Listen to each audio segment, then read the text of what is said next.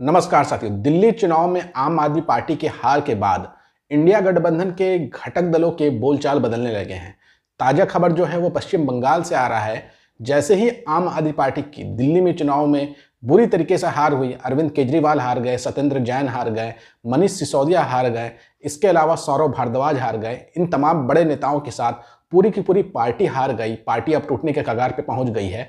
उसके बाद अब लगातार चर्चा ये शुरू हो गई है, क्या इंडिया गठबंधन के घटक दलों को केवल कांग्रेस का ही सहारा बचा है? क्या इंडिया गठबंधन के घटक दल अब कांग्रेस के राहुल गांधी के पीछे चलने को तैयार हैं, या फिर वो घमंड में अपनी राजनीति को डुबोने को तैयार हैं? एक खबर आ रही है पश्चिम बंगाल से जो आपको जानना बेहद जरूरी है, जिसमें आप देखिएगा कि पश्चिम बंगाल की सत्तारूढ़ पार्टी टीएमसी के बोलचाल बदल गए हैं। जब से अरविंद केजरीवाल की पार्टी आम आदमी पार्टी हारी है और खुद केजरीवाल हारे हैं, तब से उनके बोलचाल बदलना शुरू हो गए हैं। आपने ना सिर्फ दिल्ली चुनाव में देखा होगा बल्कि हरियाणा चुनाव में भी देखा होगा कि इंडिया गठबंधन के दल जब अलग अलग घटक दल बना करके पूरे के पूरे राज्य में चुनाव लड़े तो उसका फायदा भारतीय जनता पार्टी को हुआ और इंडिया गठबंधन के अलायंस पार्टनर को ही नुकसान हुआ। हरियाणा में जहां कांग्रेस को आम आदमी पार्टी ने नुकसान पहुंचाया, सत्ता में नहीं पहुंचने दिया, तो कांग्रेस ने भी अपना बदला ले लिया दिल्ली के अंदर में और 70 सीटों पर अपने उम्मीदवार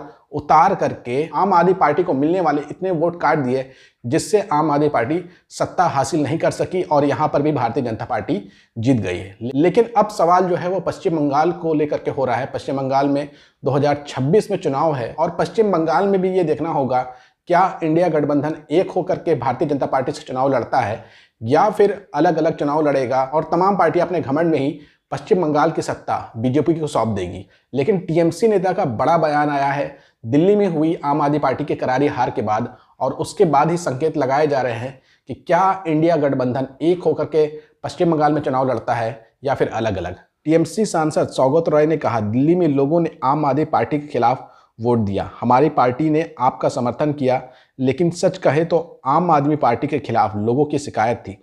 शराब घोटाले का असर हुआ, भाजपा ने बहुत कोशिश की और जीत गई। अब वो देश में और आक्रामक हो जाएंगे और अपने एजेंडे को आगे ले जाएंगे। अगर इंडिया गठबंधन की पार्टियां मिलकर लड़ेंगी तभी कुछ होगा, सब अपने अहंकार पे लड़ेंगी तो फैसला दिल्ली जैसा होगा। आपने देखा टीएमसी सांसद सौगत रॉय कह रहे हैं कि इंडिया गठबंधन की तमाम पार्टियों को अब मिल करके आने वाले चुनाव में लड़ना चाहिए, लेकिन तुरंत वो पलट जाते हैं जब पश्चिम बंगाल की बात आती है। मतलब देश भर में पश्चिम बंगाल को छोड़ करके अलग अलग राज्यों में इंडिया गठबंधन के जो एलाइज है वो मिल करके चुनाव लड़े भारतीय जनता पार्टी के खिलाफ, लेकिन जैसे ही पश्चिम बंगाल की बात आती है यही टीएमसी के सांसद सौगत रॉय क्या कहते हैं आप देखिए।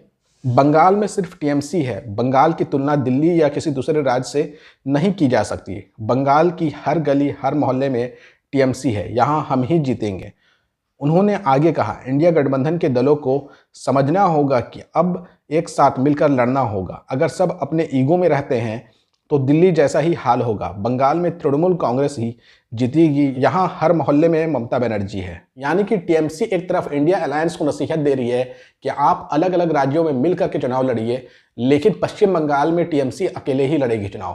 तो आपको घमंड किस में नजर आ रहा है? अगर पश्चिम बंगाल में कुछ सीटें कांग्रेस को अगर दे दी जाए, साथ ही साथ वामपंथियों को भी साथ में ले लिया जाए, लेफ्ट पार्टियों को भी साथ में ले लिया जाए, तो जाहिर सी बात है इसका फायदा ममता बनर्जी को होगा, टीएमसी पार्टी को होगा। लेकिन जब अपने राज्य की बात आती है तो जो दूसरे को ज्ञान देने वाले लोग हैं वो अपने राज्य में घमंड में चूर हो जाते हैं। इसी तरह का घमंड अरविंद केजरीवाल को था कि वो दिल्ली में विपक्ष के नेताओं से, विपक्षी पार्टियों के साथ कोई गठबंधन नहीं किया। ना तो वो समाजवादी पार्टी को कोई सीट दिए, ना तो टीएमसी को कोई सीट दिए। अपने पक्ष में समर्थन भी लिया कांग्रेस को छोड़ करके, और कांग्रेस के साथ अगर गठबंधन हो जाता तो दिल्ली में आज आम आदमी पार्टी की सरकार होती।